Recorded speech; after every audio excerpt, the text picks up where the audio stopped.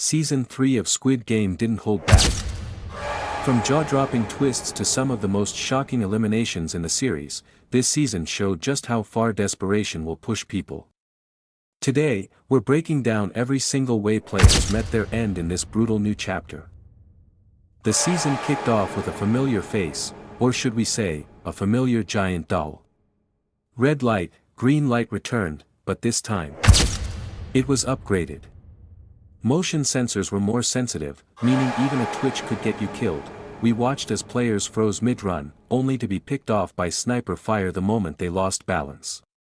Some tripped on the new uneven terrain, sealing their fate instantly. By the end of the round, over 100 players were gone, and the tone was set for the carnage ahead.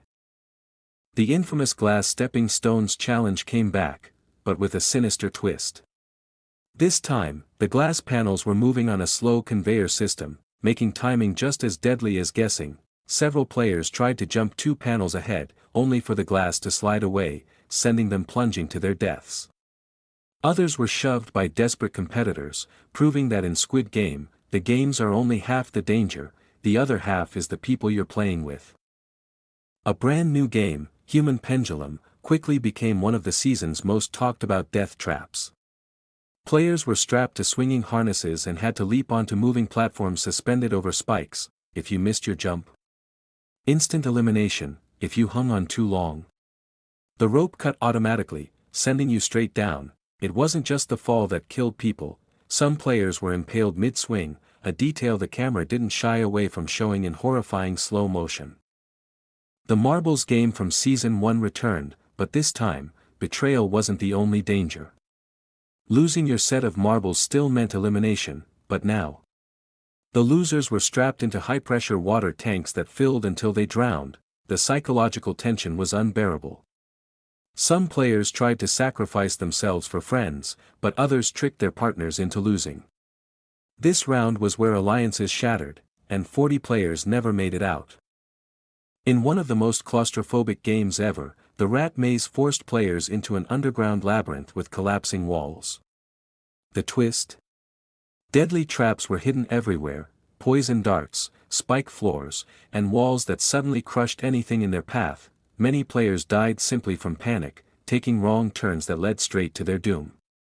One of the most shocking moments came when 2 players fought for the same exit, only for both to be crushed as the door closed. Tug of war returned, but instead of a horizontal fall, teams were suspended vertically over a massive elevator shaft. Losing meant plummeting straight down, no second chances. This twist didn't just make the fall deadlier, it made the psychological pressure unbearable.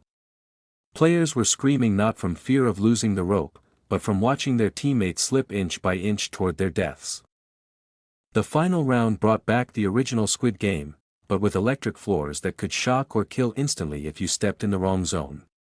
Strategy and speed were everything, and every misstep meant death. By the end, only 1 player remained standing, bloodied, exhausted, and surrounded by the bodies of those who didn't make it. Season 3 proved that the games aren't just about survival, they're about pushing human limits until they break.